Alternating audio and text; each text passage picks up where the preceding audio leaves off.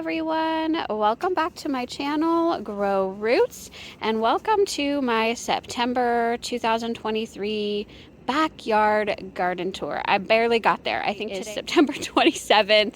There's been a couple of things I wanted to get done before I filmed this garden tour, but then I went out this morning, buttoned things up a little bit, and decided that today is a perfect day to film it because some things are in bloom when they're normally not, and I wanted to show you. So we're starting here at my Texas sage, and everybody across North Texas is seeing their Texas sage blooming right now. It is spectacular when it is in bloom. Oh my goodness, these branches are just full of buds down here, especially. I wish it was more. It's not as much up here on top, which that seems to be typical of the Texas sage, but it's just magnificent. I love the silvery green foliage with the pinkish purple blooms there, and it doesn't happen that often, so when it does, you know, you treasure it. So that's Texas sage. I have another one that I'll show you later on in the tour that really struggled. It almost died completely back. I cut it back, and it's giving me a little bit of blooms right now too, so I will show that to you. Just stay tuned. I'm going to switch over here where I normally start my tours, and this is the border of the garden, and it's not looking spectacular, but it's not, we'll see. Okay, so I have perennialized mums that line this bed here, and then I have one right here, and I'm going to take them out. I'm going to put something else in its place. I have been talking about that, but I'm going to let them bloom one last time. This plant has really struggled, and that's because my dogs go to the bathroom there, so whatever plant I put right here, it's going to need to be, I hear a salt tolerant plant is typically one that will be tolerant of urine. So I'm going to be searching for that. So yeah, I mean, the yellow mums are starting first. I do have some red mums, and I think this itty bitty one is like a maroon mum, so, or like a lightish pink mum. Anyway, one thing that is coming into the garden that I'm leaving that's wild is a morning glory vine, and I know something likes to eat it for sure, but I'm leaving it for now. If it gets any crazier than this, I'll probably take it out because I know wild morning glories can really take over really quickly, but it is so pretty. And then it's coming from this vine over here, right there. Do you see that? This is out in this creek bed that's behind my house. It's called a green belt, but it really is a creek bed. There's a creek right back there, and these wild morning glories are going crazy on that redbud tree. It's a eastern redbud tree, wild, and I'm getting more and more redbud trees back here. It's struggling. This is a baby redbud right there, and it has struggled because it's fairly young, and this summer has really, but it's survived. So anyway, morning glories, love them, just don't want them to go crazy, but I'm keeping it in my garden for now. Also, I have this vinca that is taking off. It was planted from seed earlier in the spring. These are volunteer cosmos from last year, and my limelight. It's maybe completely dead. I checked it a couple weeks ago, and there were some branches that were still alive, and I'm gonna check it again because it's looking even worse, even though the weather has cooled off. And I wanted to do this on my garden tour for y'all so that you can see how to check to see if a shrub is still alive. You can see it's just burned to a crisp. Oh my goodness. This limelight is, I mean, it's 3 years old. Now, granted, I had it growing in a pot, and I just transplanted it into the ground last fall, but it should have had plenty of time to establish and do fine, and this summer just proved to be way too tough for it.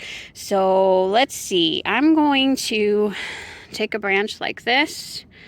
This part, there's a definite color difference between right here and right here, and I'm just gonna see. I'm gonna scratch with my thumbnail and try to get that down there. It's not green. Now I'm gonna scratch right there, and this bark is fully like peeling off right there. It's not looking great, to be honest. Let me see if I can get any deeper. I don't know. I think it may have completely died, y'all. I'm gonna try one of these thinner ones. I am not, see, and this leaf is, or this branch is just fully breaking off. You can see where I scratched before, and that was green, I think, at the time, and now it's brown. I think it's dead. I think. So, I don't know. I think I might leave it here for now and wait to see what happens in the spring if I see any growth from the roots, because it might still be alive at the root. I'm going to see if it bounces back next spring.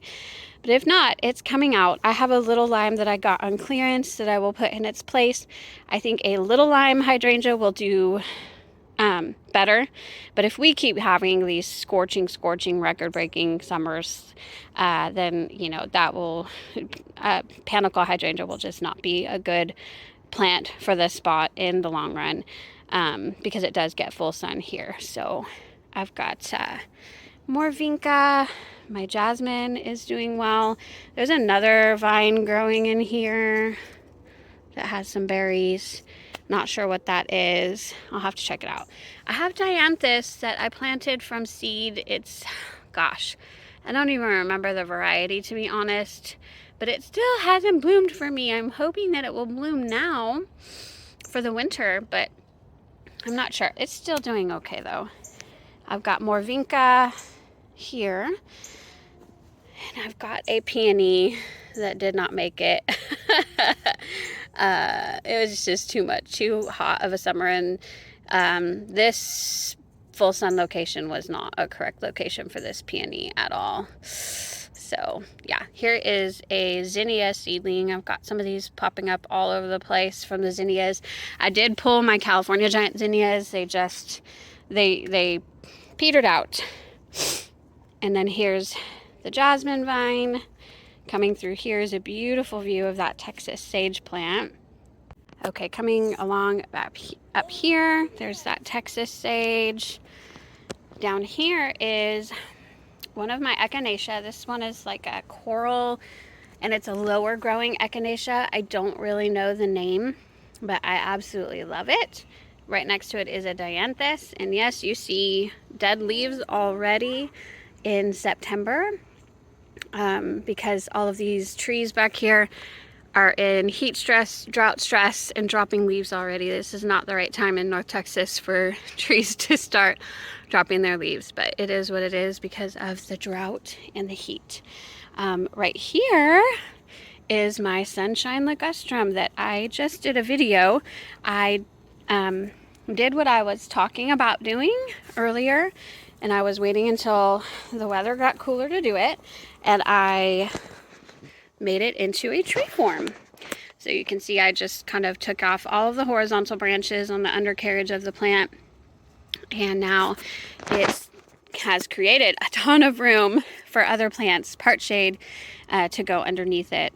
So I'm thinking about what I want to put under there, but I just love it. It's so beautiful in a tree form. I highly recommend doing that. It's super easy, and the plant, sunshine ligustrum, can definitely take it, especially if you wait until it's cooler out. More dianthus. This is a milkweed plant. This is the Texas sage that almost nearly died, but kind of came back to life in certain areas, and I trimmed off all of the dead, and it's showing me I'm okay. It's blooming a little bit for me, even though all the rest of the Texas sage that are well established, they're full of blooms right now. So this area I had to clean up a lot. It was Echinacea purpurea, and it got really tall, and it all of the stems and everything died in the heat and all of that. So I recently came in here and kind of trimmed off all of the stalks, the bloom stalks. I'm letting the plant kind of recuperate a little bit. for the fall while the temperatures are low. Here's my cannas, which really struggled. A lot of people are saying their cannas did well in this heat, but mine did not. They were getting brown tips all over the place. So it is what it is. Here is more jasmine growing up here. And the reason that I really wanted to do this garden tour today is to take a look at these beautiful blooms this morning on my Midnight Marvel hibiscus. The plant itself does not look good right now. I had grasshoppers eating this thing like crazy no matter what I did. I tried insecticidal soap a few times and it just, here, I'm taking away that old bloom, but I've got several blooms. It's so beautiful. Several blooms on it this morning, and I just know this afternoon in the heat they're not going to look like this. So this is the morning time, and I thought I'm going to film this garden tour while I can. But you can see the actual foliage does not look great. It's struggled. Also, I figured out this thing broke a couple times this year. I've had to fix it and I didn't realize it. So for a little while, it also wasn't getting irrigation last week until I just recently fixed it a few days ago. So it's a rock star. It's handling things like a champ, in my opinion. It's still blooming and I absolutely love those blooms. I'm up here to show you my potted plants, and I think this Gomphrena, this is Salmon Pastel Gomphrena, it's about had it.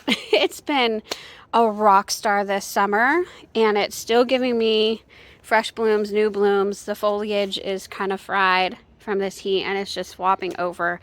But I'm about ready to harvest, especially these newer ones. I'm about ready to harvest all of these beautiful flowers. I'm saving them for a flower wreath and some dried arrangements throughout the house because they keep their color after you pick them.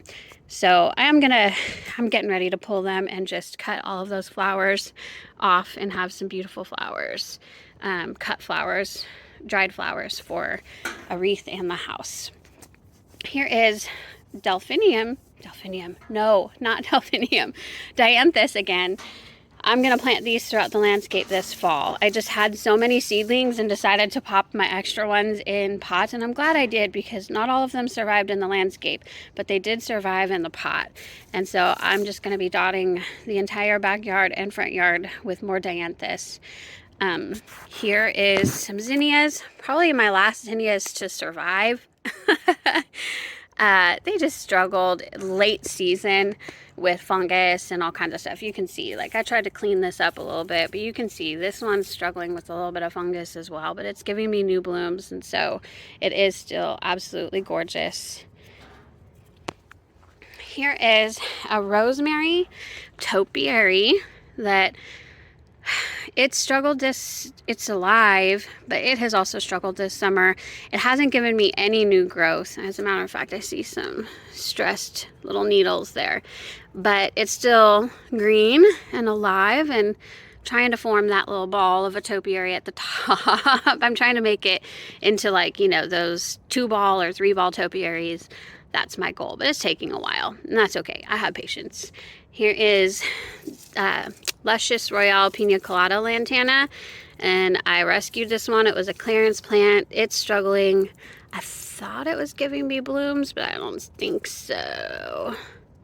Trying to form blooms in there, but we'll see. Here's a citronella.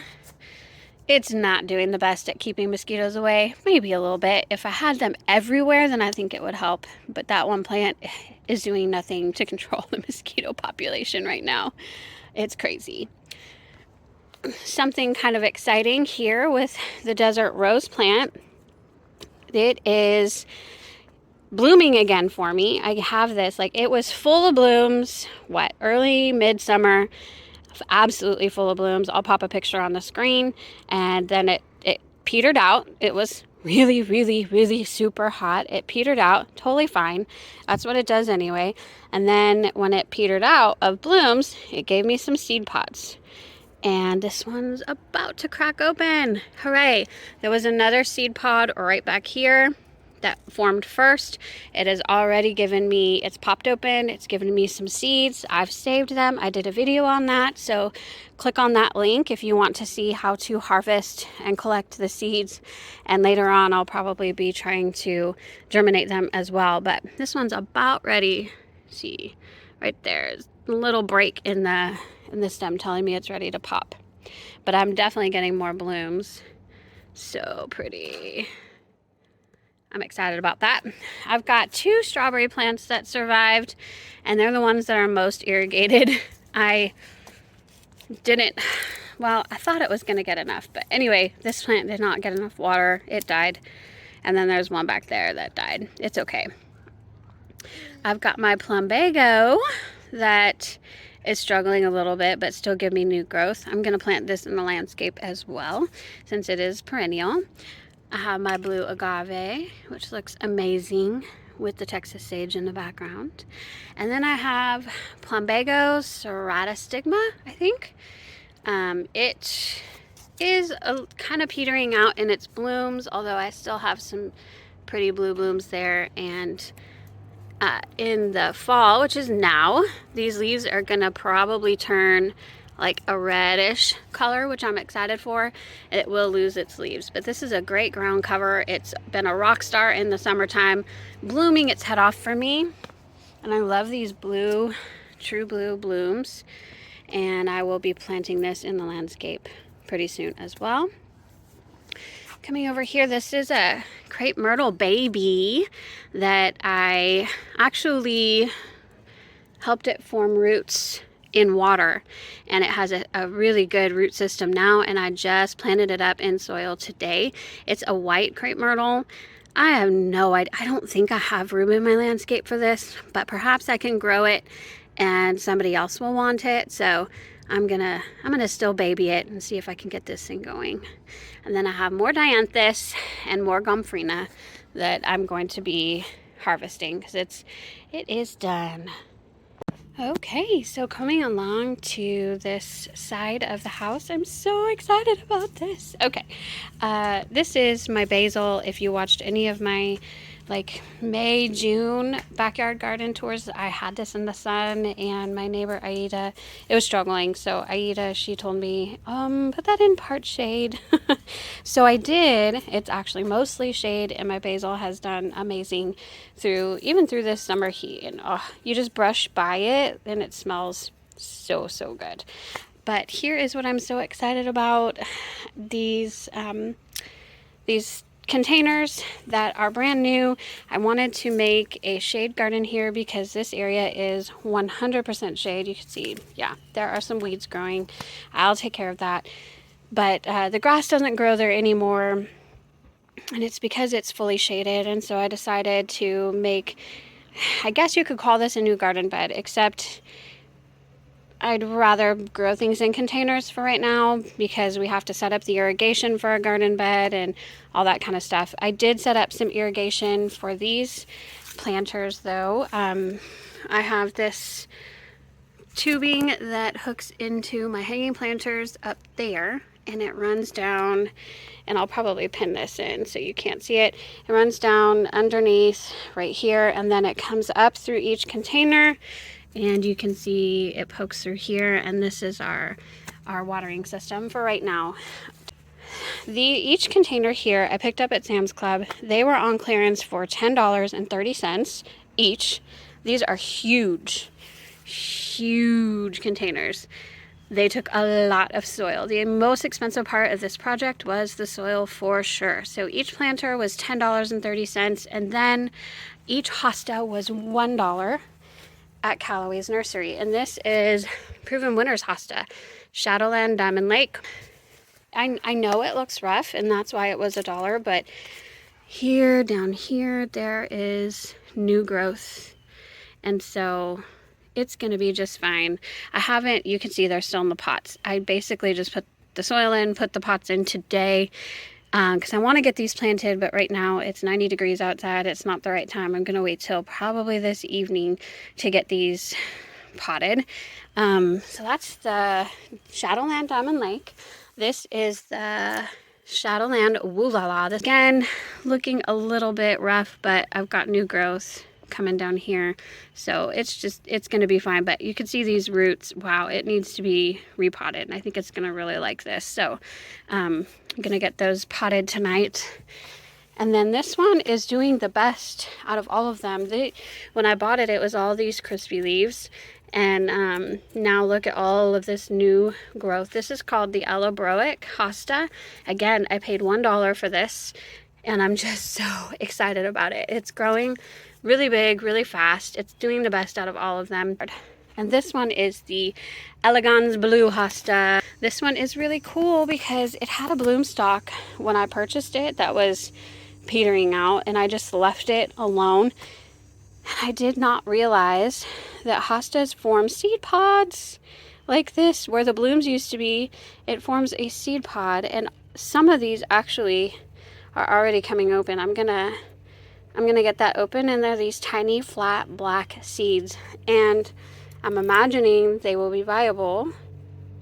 And so I can save this, and since I have another kind of shade garden on the side of the house going, I think I'll grow some more hostas there.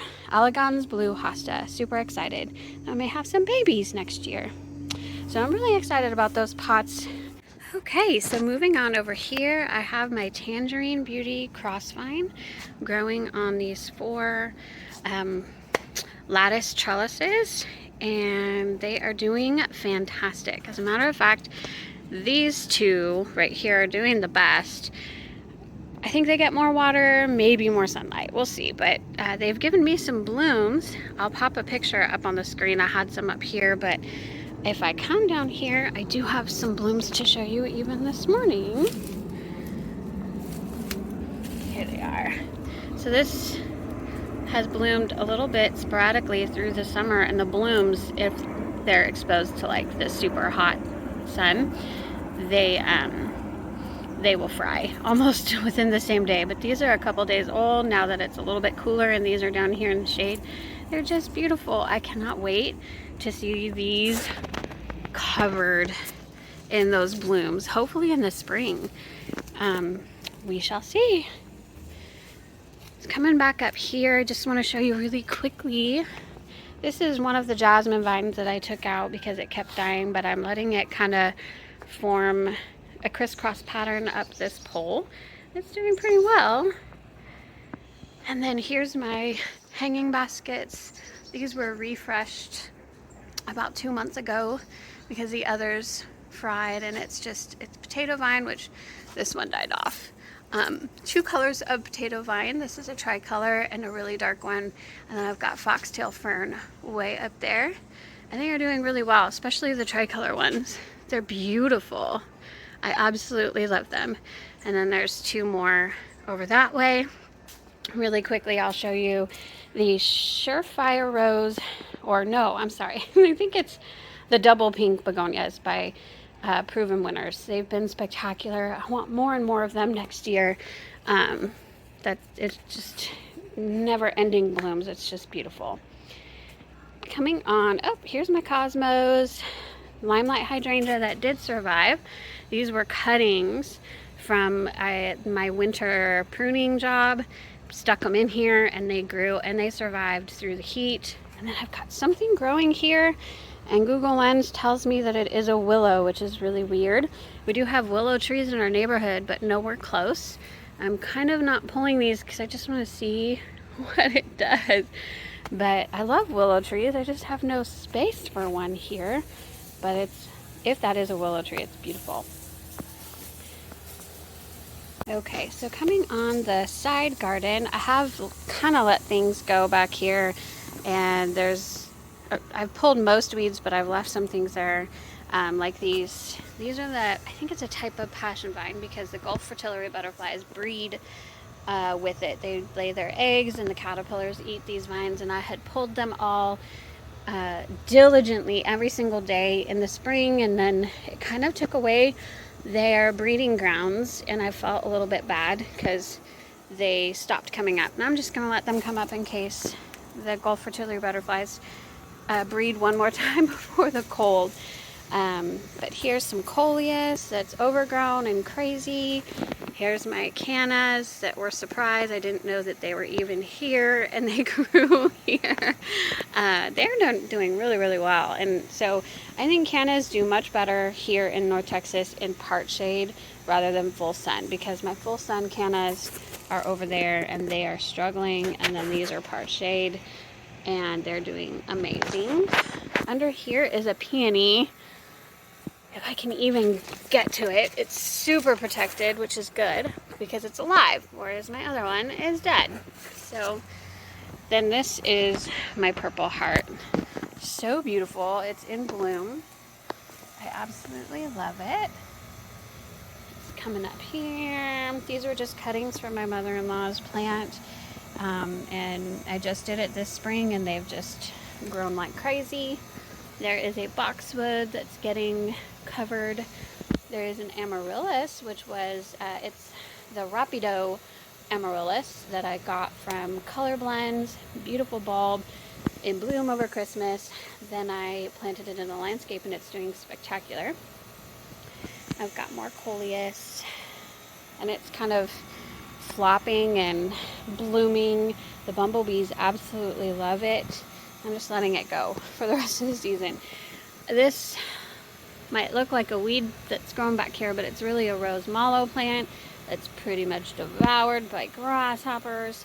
I did have a bloom though a couple days ago and it just fell. So it is kind of trying to stick with it, but having a tough time with the grasshoppers. More coleus.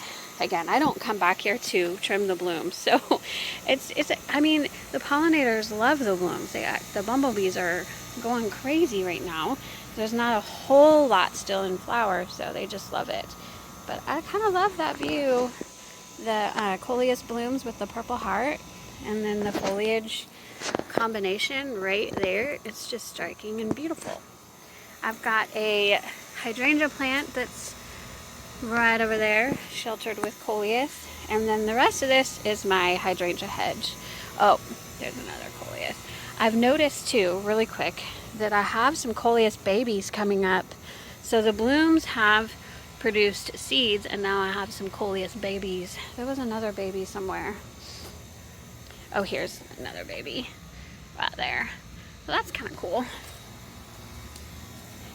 So coming back over to the hydrangeas. This one's my biggest hydrangea. It's grown the most, but no blooms.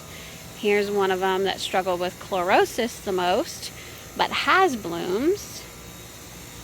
And then there's a lot of new growth that I'm noticing on these actually. Now that the weather, I'm sorry, my HVAC is on. I know you can probably hear that. I apologize. But there we go. There you have it. I love this hydrangea hedge. It's getting bigger. Can't wait for spring to see all the blooms. And then I wanted to give you an update. The no-dig garden bed is now a couple of months old, and as you can see, it has kept the weeds out for the most part, just along the sides here where I probably didn't mulch enough, and the cardboard wasn't doubled up on the sides, so you can see that's where the weeds are coming in. That'll be a really quick fix. It's not a lot of weed. I'll just pull those up and those will be ready. I could start planting in October. I don't know if I'm going to. We are on major budget and it's going to require a lot of plants to fill up that space like I want to, and I don't want to just put clearance things everywhere here. I will really want to plan out this bed and get the plants that I want, and so I'm going to have to save up a little bit to do that, but it'll be ready when the time comes. And I think it's a great method. The no-dig garden method is a great way to start a new garden bed for sure. I didn't have to do anything. Okay everyone, so that concludes the September 2023 backyard garden tour. The beautiful, nice view of the sun coming up. It's early in the morning. It's nice and crisp, and the backyard is what it is in September after a record-breaking heat summer. And thanks for walking along through my garden with me. I hope that you're inspired, and I hope that y'all have a wonderful day. Thank you so much for watching. Bye-bye.